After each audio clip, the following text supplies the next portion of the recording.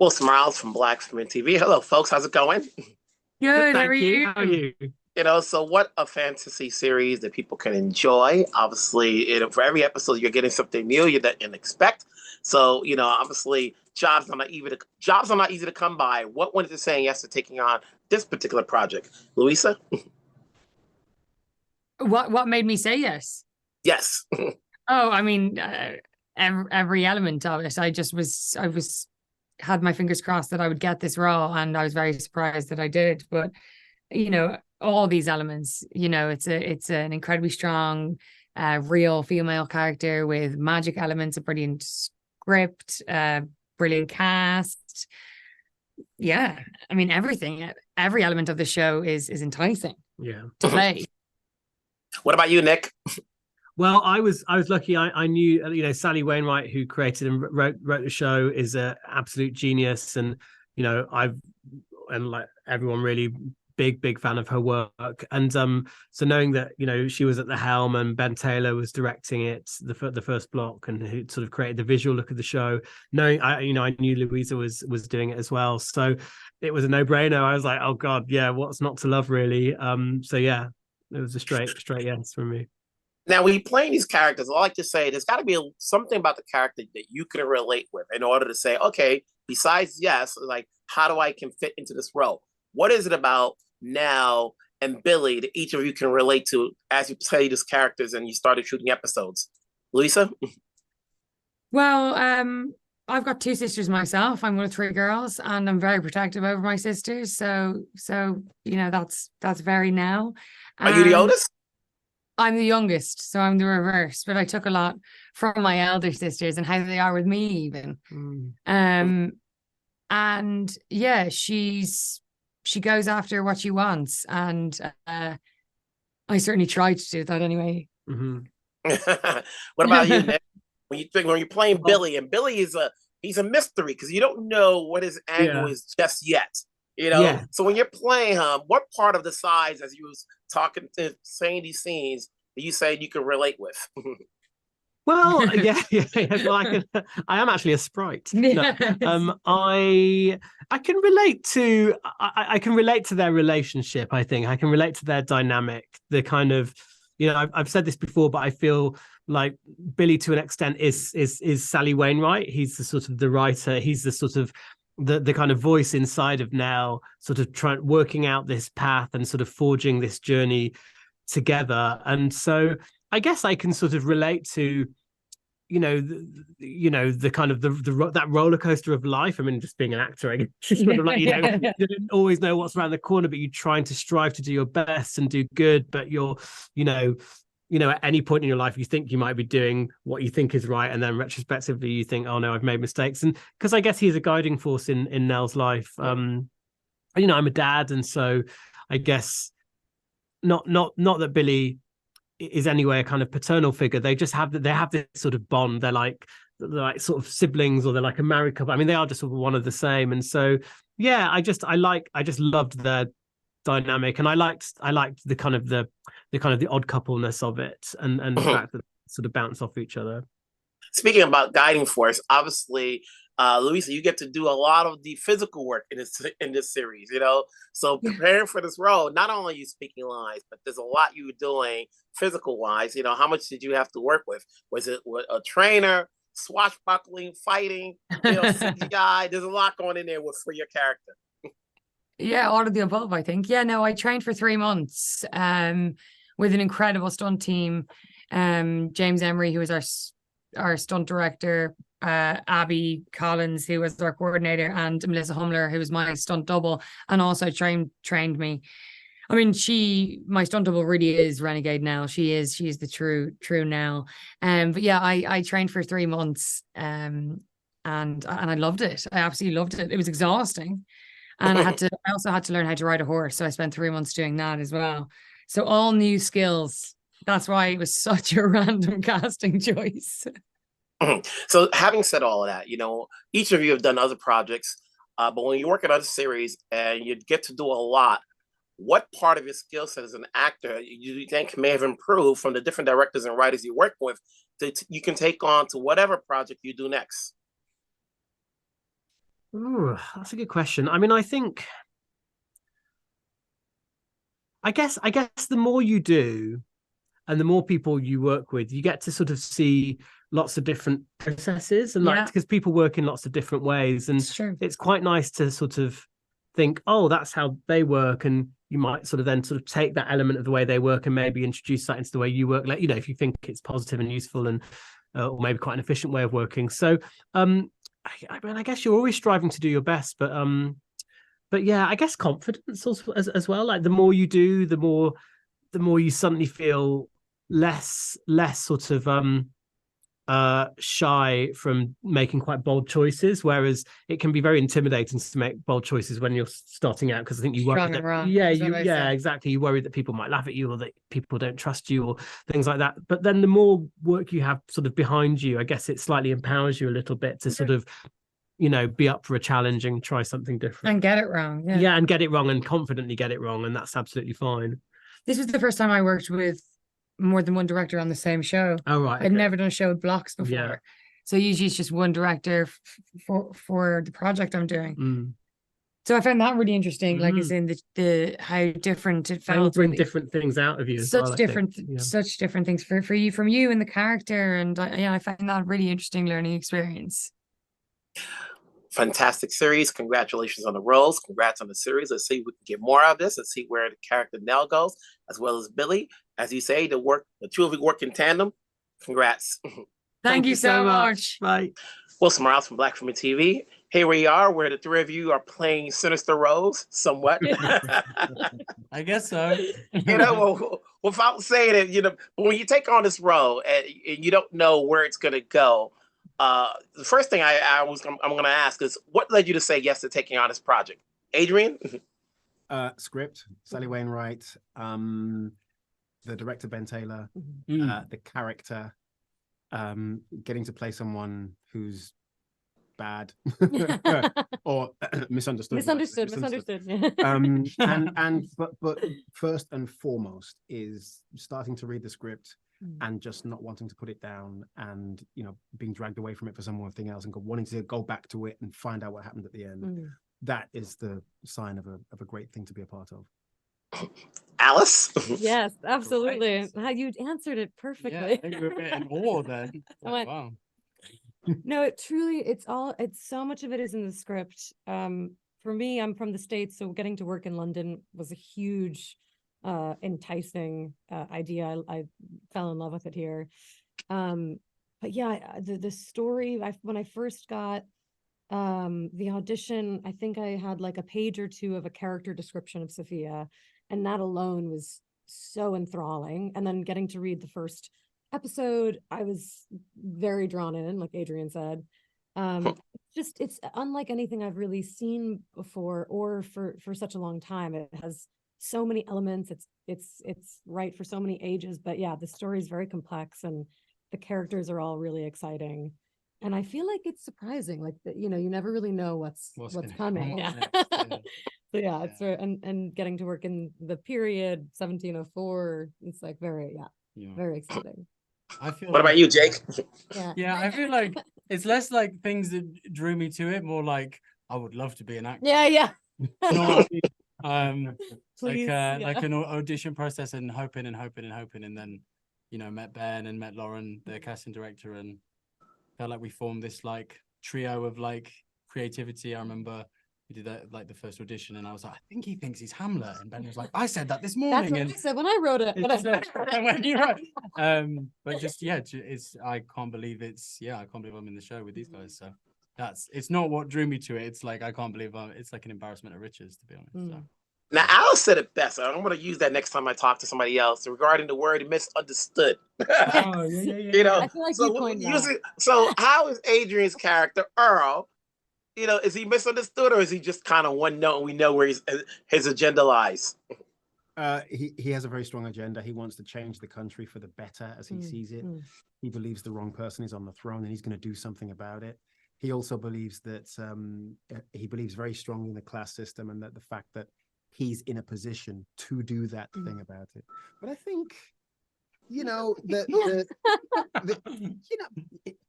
as a child, he didn't get the I think that like in life, I think that when his objectives and the fact that he's willing to do anything to achieve his objectives crosses the line of innocent life and being hurt for him to achieve his objectives. As soon as it crosses that line, what he's doing is evil, but he can't see it. He's just thinking, well, this is a natural sacrifice. It has to be made.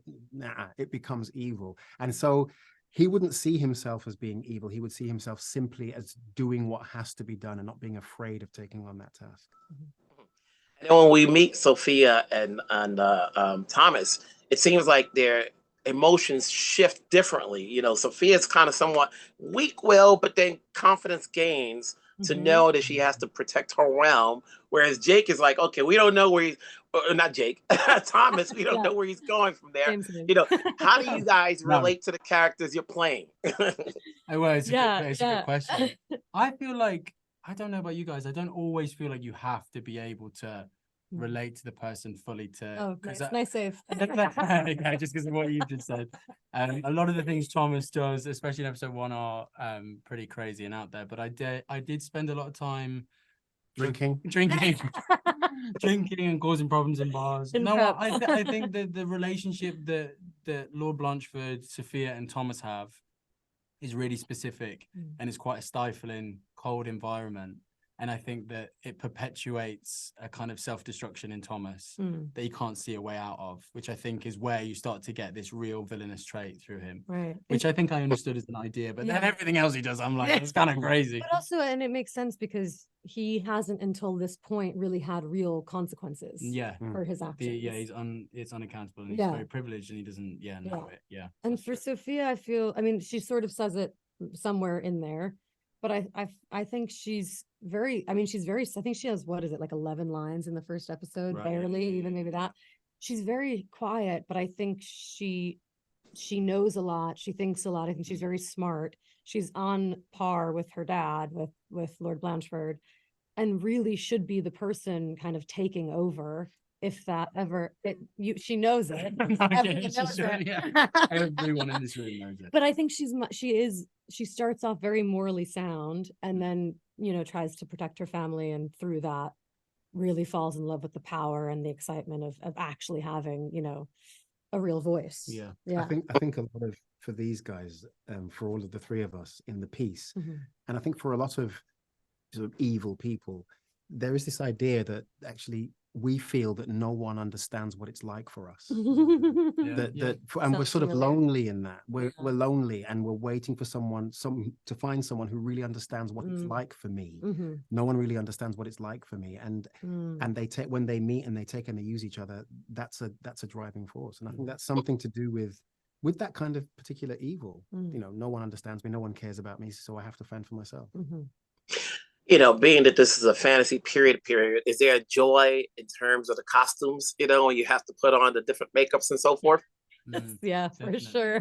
We've just been talking about having to wear heels and walk downhill. And that it was actually very difficult for all of us. Was it? The costumes are very heavy. I start off with many layers and insane corsets, and I mean, beautiful. Tom Hyde did such an incredible job. The detail is amazing. But really restricted in the beginning, which was so much fun to play and definitely added into the character. And you get the facades of people as well. I think Thomas with the long periwig and the face paint is a different Thomas to the Thomas you meet later on with the mullet and kind of more of an exposed kind of experience. It lends to the narrative, becomes the narrative so well. And I mean, as actors, we just got to, I remember we were doing a scene together and we both remembered that we weren't walking like we were in the 1700s, and we went, you know what I mean? But the costume does lend this kind of like posturing to it. It's helpful. What you wear is what society says, you know, what society does to you. It's weird. The women were corseted, choked, you know, it's kind of restricted in these heels, the balance. And for us, for the guys, it was much more ornate gestures and a cane and that kind of power. And there was a moment we were doing a scene and we went, like, oh, hang on, we got to change how we move. How many takes have we done? Like we were just like strolling down, having a chat downstairs. And then we suddenly realized, oh no, it's like this. It seems like you guys had a lot of fun. Congratulations, pros, on the series. Obviously, these days, I always tell everybody, doesn't matter, you just have to market the show because we got a glut of programs on streamers, on cables, and films. It's a matter of letting people know, here's a show, check it out. It's worth seeing. Let's get a season 2, so that way a one and done can get forgettable right away. But if we can carry on, or if you make some noise, you will be remembered. So congrats From again. mouth to Disney's ears. Yes. We'll make it so. Take care, folks. Thank you so much. Take care. Miles from Black Women TV. Hello, folks. How are you? Good. Good, thank you. Wilson. It's a fantasy series. It's a period piece. There's a lot going on in here. So before I start getting to some real questions, what led you to say yes to taking on this project? I'll start off with go ahead. And What led me to say yes? Someone offered me a great job. I mean, honestly, I'm not in a position to be I'm not fielding off scripts. I wasn't there. So someone offered me a great job and it was a gift and I had to say yes. Had to. Got to pay my rent as well. Hey, see, that's what you call keeping it real. And what about you, Frank? Yeah, I just thought that the period drama mixed with the fantasy and the fairies and the wigs and that time of England was so interesting. I'm a big Restoration comedy fan and big Blackadder fan and a big Monty Python fan. So for me, it was like a throwback to and an opportunity to explore that kind of part of my personality. And for me, the character, it was reading, because I was just given episode 4 where she joins and I see this name, Lady Eularia Mogahanger, and I was like, oh my God, this is a good one. And I was just thrilled that they thought of me because she's so large, she's so out there. It's not the kind of thing I've played before. But speaking about so out there, how much fun did you have with the different costumes they had for you? Chili. Well, they were just these creations. And again, it gave her this enormous presence. So that was really exciting. And then just this crazy dialogue and like our weird dysfunctional relationship, part bullying, part seductive, everyone doing a scam, and me being she's full of fake news. That's what she deals in. So it was layers upon layers of fun, exciting stuff, but the costumes and the wigs were a huge part of it. Frank, Charles has a little bit of humor in him. He provides a little bit of the humor in the series. Do you see yourself having funny bones? Do you know what? I do. He does. I'm not sure. I don't see myself as like a comedian. So I have a lot more respect for comics, having done this role, and a lot of admiration for laughter and being able to evoke that in other people. So I hope that I can make people laugh. Yeah. And with Enya, like his sense of morale is on a high level, because when you start off, obviously you're trying to do right. Are we seeing too much of a do-gooder in your character, or is it more to be played? Sorry, I didn't catch the end of that. Are we seeing too much? Are you too much of a do-gooder? Oh, that's it. Oh. Yeah. Okay. Am I too much of a do-gooder? You know what? I don't think that is the only color in him, and I think that towards the end of the series you see more of that. I feel like he strives, maybe mistakenly, to be that, and I think you see the real human naughty stuff that we all have come out in him towards the end. And I really like that. But and my goodness, what you're going to see in season 2. Oh my goodness. You see, that's a spoiler. So that's the good thing about the show. You always say, and I tell the other actors, it's no matter what you get out of season 1, you got to market it to a point that we can get a season 2. We hate to be invested into these characters emotionally. Like, we want to see where it goes, and then voila, it doesn't come back. hopefully you guys can come back to see where the writers and the directors are taking this to see where it goes further. How was it? How were you all? Did you guys ever get together as a group to mesh? To did you guys know each other beforehand, or is this all right here, right now? Do you guys getting to know each other? I mean, I met you on that. Oh yeah, No? sorry, I thought you meant before the job. Oh no. Yeah.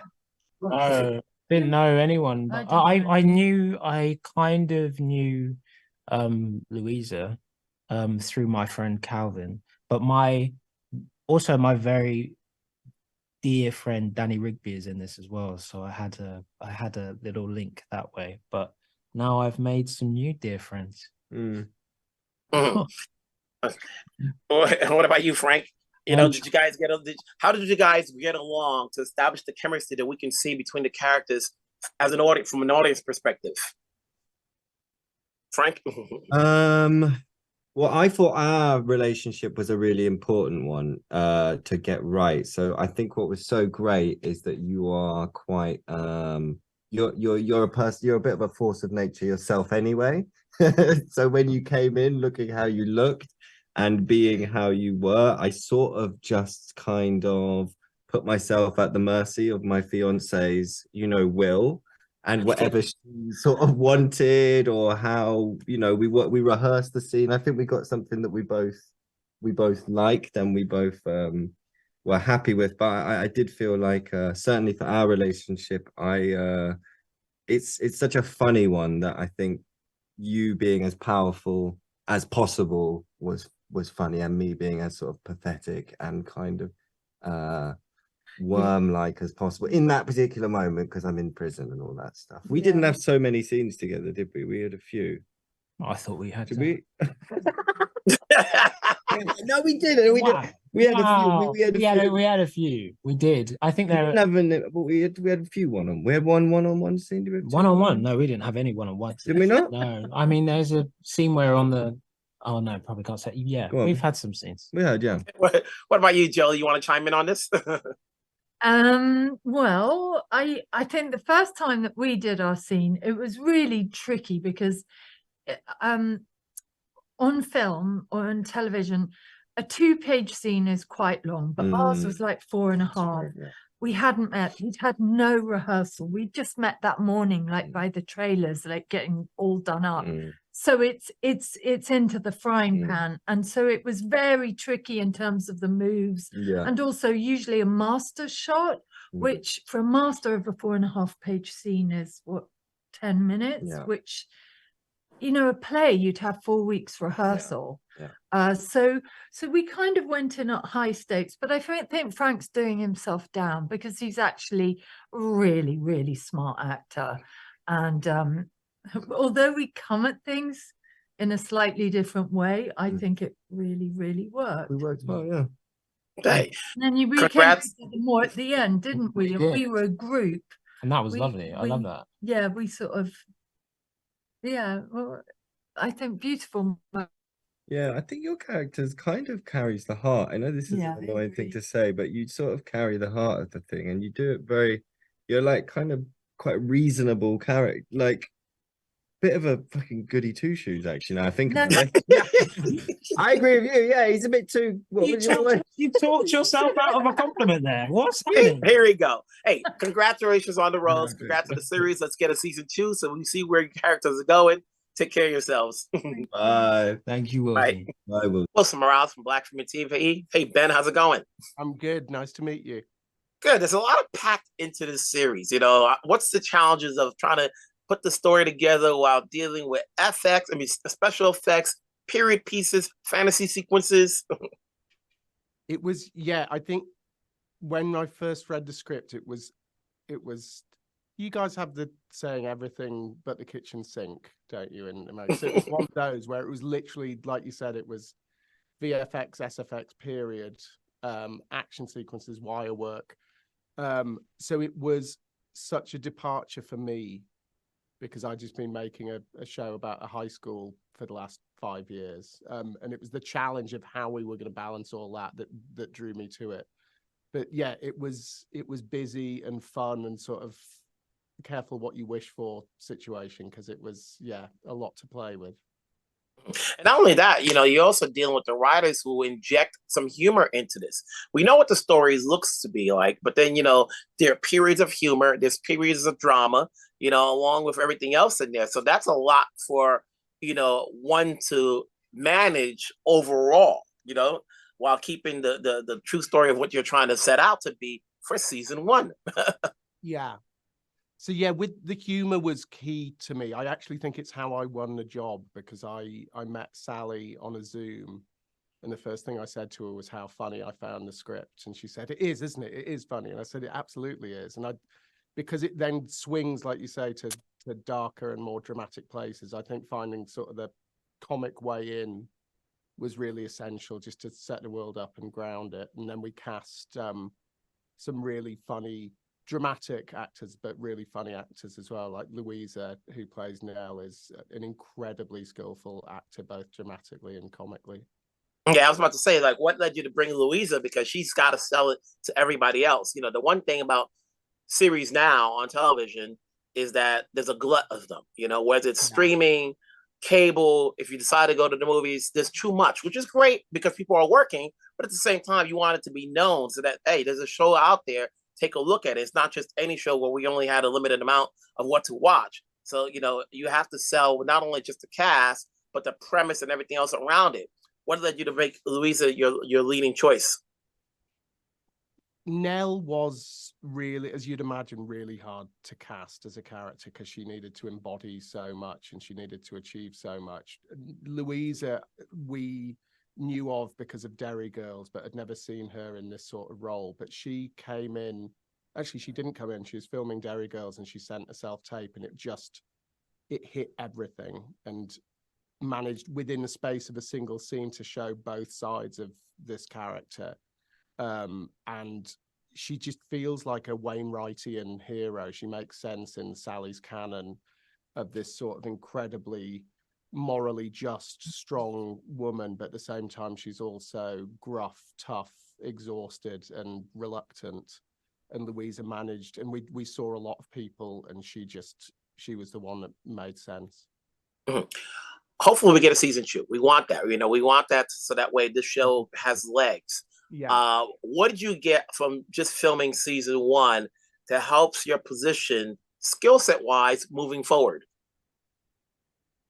Yeah, I think I so desperately want series 2 as well, because nowadays when you don't make pilots, like when I started out, pilots used to be the way you found the tone and found the style and everything else. Nowadays you get given the 8 episodes, which is great and hugely confident, but you're figuring stuff out as you go. I think given the series 2, we know exactly how we're going to come in. We know how it sounds, how it moves, and we're just going to turn the knobs on the bits that really work to make them absolutely perfect. But in terms of my skill set, I think now I've done stunts and VFX before, but nothing on this scale. So I think I'm now, and I loved it. Like, I just want to go back and have another round.